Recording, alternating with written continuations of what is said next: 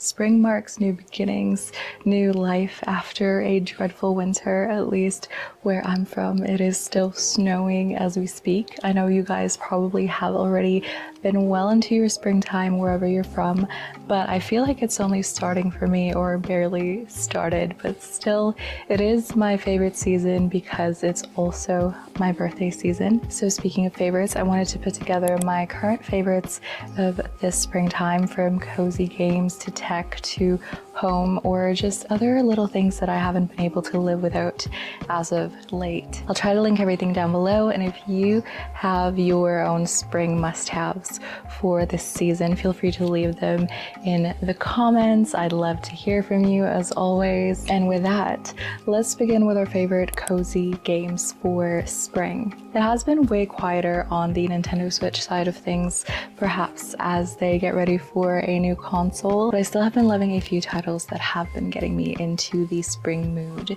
And the very first one is the Princess Peach Showtime game. We finally have a title for Peach. It only took 7+ years on the Switch, and it's been way longer than that since we last seen a title just for our favorite princess. And it's just been a fun, very wholesome, happy, and straightforward game to keep coming back to on the Switch lately. I love Peach's transformations and her different skills. It's definitely been nice to see Peach in a different light than what we're used to, the damsel in distress that Mario always has to save. But like most Mario games, again, it's pretty simple, straightforward, easy to pick up and play, and I think it's great for all ages. All the pink and vibrant colors just makes me think of springtime and flowers. And speaking of flowers, the next cozy game that I've been playing this season is Botany Manor. This game takes place in 19th century England, and you play as Arabella Green. You're a retired botanist, and you live in this gorgeous English manor that is filled with lots of puzzles and clues and mysteries, and you have to gather certain objects and piece together these clues to help you with your research for forgotten flora. It's very slow paced, relaxing, peaceful, and oh so cozy, perfect for springtime. Stitch, which was introduced in the most recent Indie World Showcase. It's another puzzle game, almost like Paint by Numbers, but make it embroidery. And for those of you who love sewing or knitting, crochet, embroidery, you probably know how relaxing and fulfilling these hobbies are. And I think Stitch does a great job of simulating that in a video game. There are tons of puzzles to go through. There's sort of this main campaign mode with over 180 puzzles, and there's also rotating weekly and daily puzzles to keep coming back to. There's also a free Stitch mode that lets you work on a pattern however you like.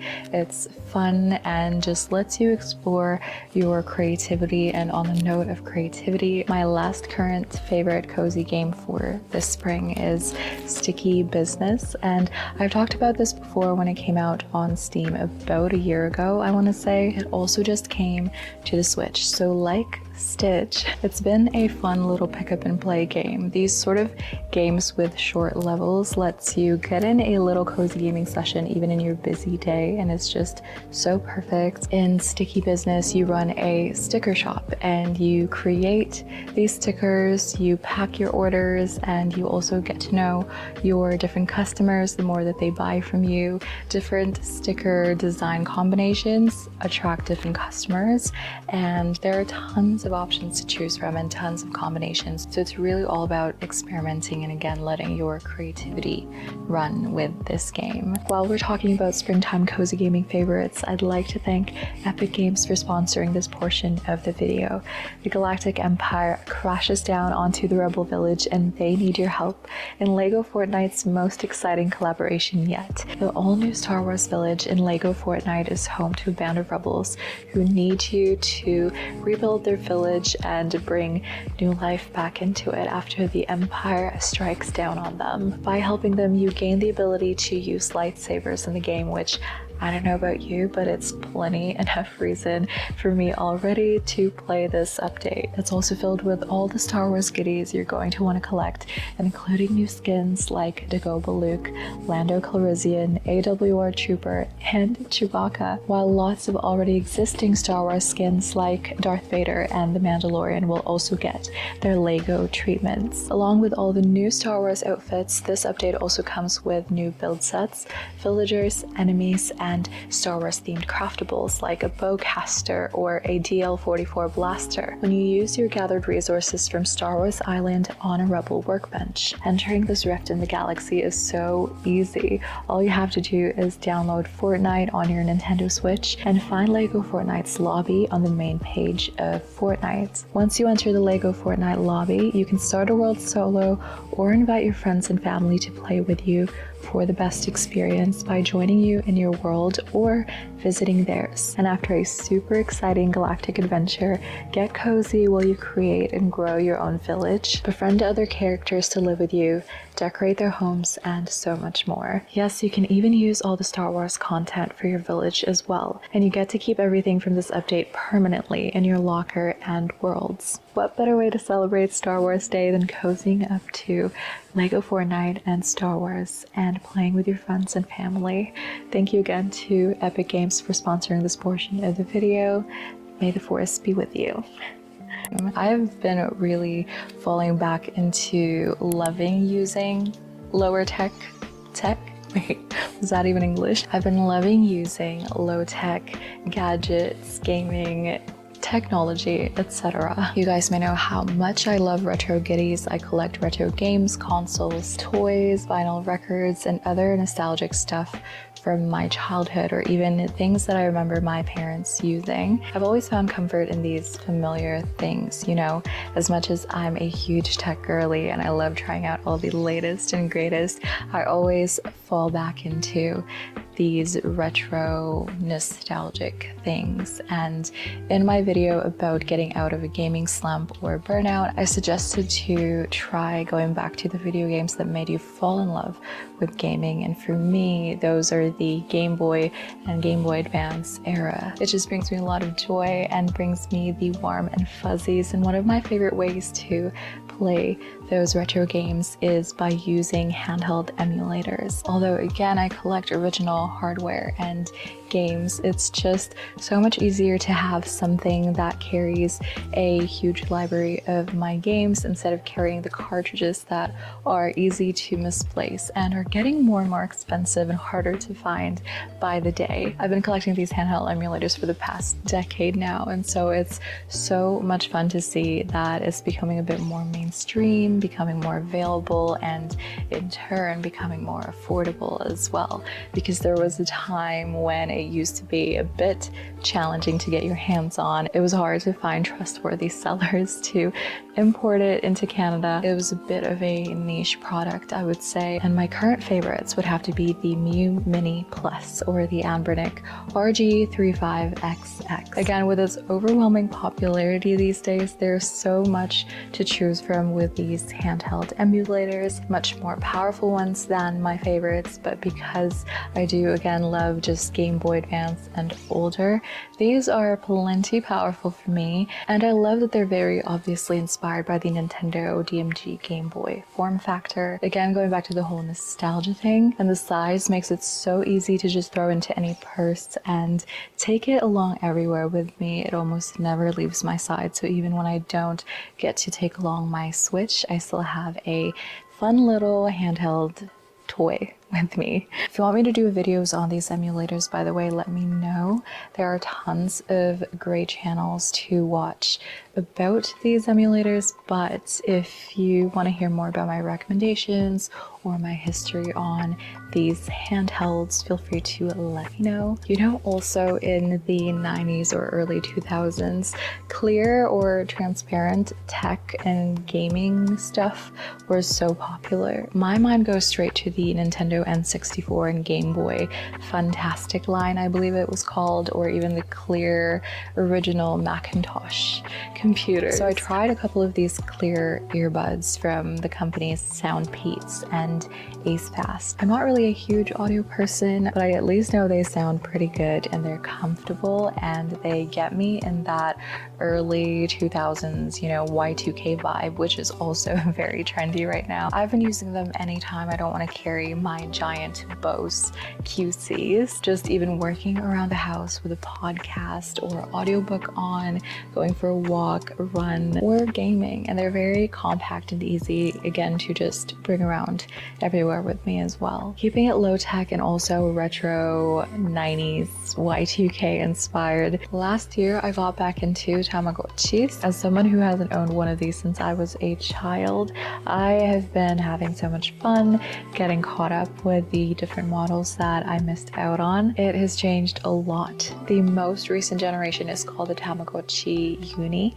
and it's in full color. It's got a Tamaverse, and you can play with and collaborate with all the Tamagotchi players around the world. And I do actually have a video coming up on this because it's just taken over my life more than I care to admit, but I know we're all friends here. There's no judgment, and you guys might even join me in this new found Tama craze that I'm having. I won't talk about it too much here because again, I do want to make a more detailed video on it, but spoiler alert, it's fun. I love it. It's all in the simple joys, like I always say. And if you find joy in carrying a little virtual pet to feed and bathe and clean up its poo, it's your happiness. Don't let anyone else tell you otherwise. Oh, and one more, I guess, tech-related media item, also a bit modern retro, are video game vinyls. I love collecting old records, vinyls from back in the day, but lately I've been getting into collecting video game vinyls as well, so relaxing video game soundtracks from Cozy Games, but I've also been really enjoying the Game Tops vinyl that he did with Nintendo and Chill and Zelda and Chill, and my current favorite is the Stardew and Chill, I believe it's also called. I play a lot of his tracks in the background of my videos because it just is so relaxing, it's so cozy, and I love the Stardew soundtrack especially because whenever I put it on, I feel like I'm in my own little farming life sim. And one of my favorite video games of all time. I leave it on when gaming, reading, working, or to get me in the mood for other cozy hobbies. And on cozy hobbies, books. Remember when I tried making a couple booktube videos on my second channel?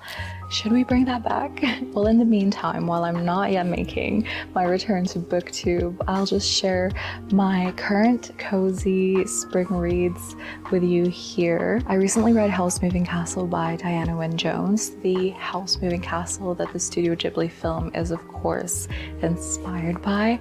And one second, this is the book. She somewhat recently just came out with these new covers, and I cannot wait to read the rest in the series as well. So there is House Moving Castle, Castle in the Air, and House of Many Ways. I've loved the Studio Ghibli film for as long as I can remember, but I can't believe I've never read the novel to go along with it yet. With this new cover release, I just had to get it. I know they say don't judge a book by its cover, but I mean when it's this gorgeous. If you've seen the Studio Ghibli film, I highly recommend this. There are some differences between the book and the movie, but still loved it, enjoyed it. A very spring cottagecore recommendation for books is Emily Wilde's Encyclopedia of Fairies. I have it on my little Kindle here, and I haven't read too much of it, but I still wanted to introduce it in my spring favorites because I can see that it is going to be a very quick spring favorite. It's just so cozy and I am loving the vibes, and I think a lot of you cozy friends will enjoy it as well. It's about Cambridge professor Emily Wilde. She's the expert on all things fairies, so she travels to this small town to look a little bit more into what's going on there in terms of fairies fairies and fairy magic until she unearths a dark magic that she maybe wasn't supposed to come across. So as she studies the fairy folklore in that town, she makes new friends, maybe a love interest, and gets into other mysteries to uncover as well. I usually do lean more toward more fantasy or magical themes in books or even games and shows, movies. So it is definitely up my alley, at least from what I've read so far. So I think it's worth recommending. And another Fae recommendation, I feel like this is so predictable. A Court of Thorns and Roses. I've finally been pulled into the Massverse, I think is what it's called. This book has been recommended to me left, right, and center, babes. If you've even just been remotely into bookish topics and visited any social media or channels, pages about books, you definitely would have seen this book somewhere or had it recommended by a friend. It's one of the most hyped books I've ever seen in my life. It's a Beauty and the Beast retelling, but make it Fae and add a little bit more mature content, shall we say. Listen, I personally am someone who, if something is super hyped up, I try to dampen my expectations a little bit, and I often expect it to be not as good or not to live up to the hype. But I gotta say, I wasn't so disappointed in this one. I did end up loving it. I actually picked up this book a year ago around the same time in spring, but sometimes it's just about the timing or the mood. I read a couple chapters, it just wasn't hitting for me then. I picked it up again and now I'm into it.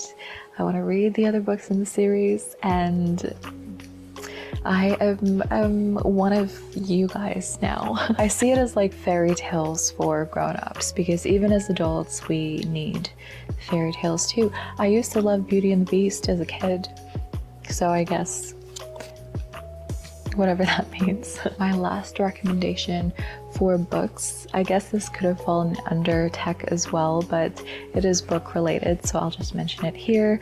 Just like I love my handheld emulators, something that is more difficult to carry around than game cartridges are tons of books.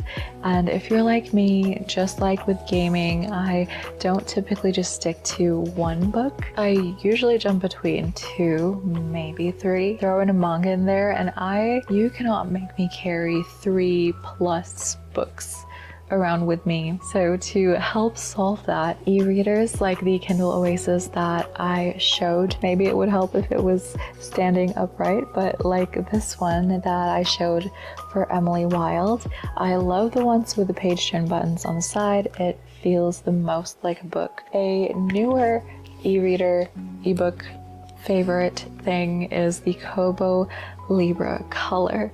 So Kobo's, because I am based in Canada, it lets us access libraries, which we can't do on Kindle. So I like having a Kobo and a Kindle for different reasons. Kindle for Kindle Unlimited and the really amazing deals under Amazon and Amazon Prime, etc. And then Kobo's for Overdrive library support and even other ebook deals. But they recently came out with the Kobo Color line, which means the e-ink displays are now in color. It displays your gorgeous book covers in color. It lets you highlight and take notes in color. So if you've been curious about trying annotating in books, but you can't commit to writing on your actual books, this is, I think, perfect for that. It works with the Kobo stylus. You can scribble right on the pages. I can go into this in so much more detail. Definitely a newer favorite, but I can see this being a long time favorite because I do love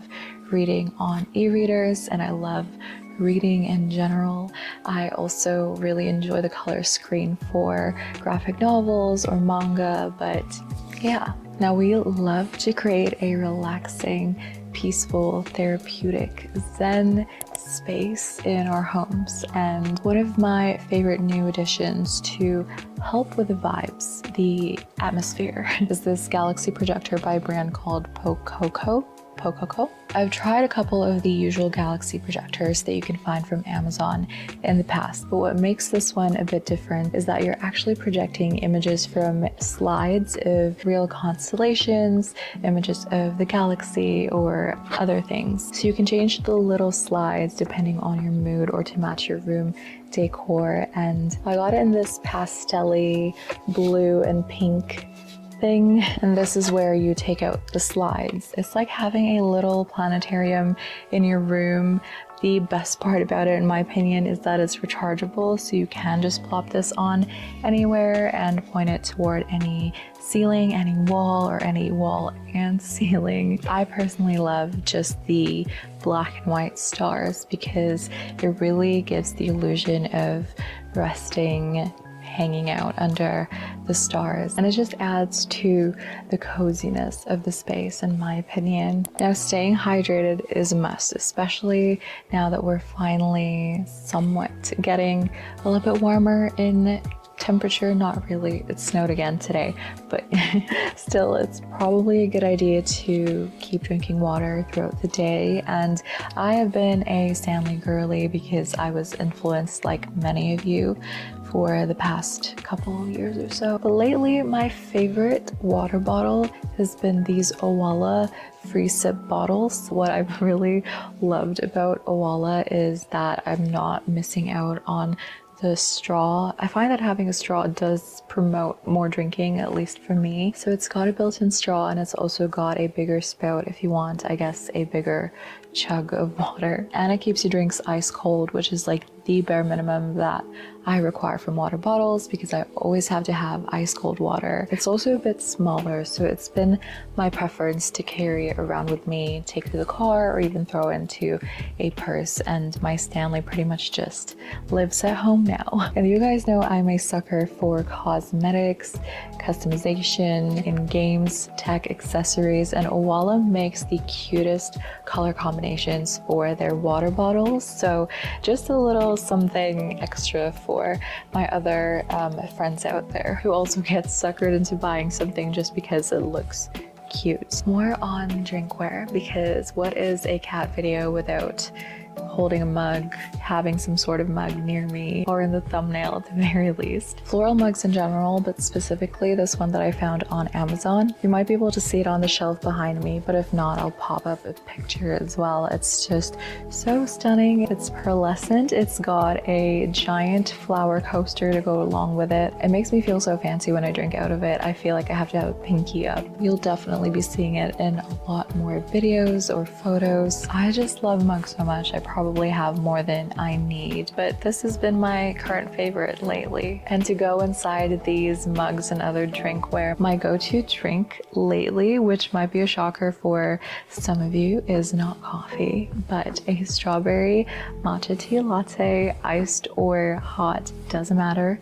They're both delicious. It's so simple to make. You just need a good quality ceremonial grade matcha powder and a sugar of your choice, tea of your choice. Throw in some ice if you want it iced, or leave it hot. Froth the milk if you want to froth the milk, but then add chopped up strawberries and let the flavors infuse together. It's both so refreshing and soothing at the same time, and just, I cannot get enough of this drink lately. It's definitely been my comfort drink, and I suggest you try it if you haven't already. So that is it for my current favorites for this spring season. Let me know if you'd like me to make more of these and share a bit more than cozy gaming things on the channel, and also what you may want to see here or the second channel. If you made it to the end, I appreciate you. Always be kind to yourselves, and I will see you next time.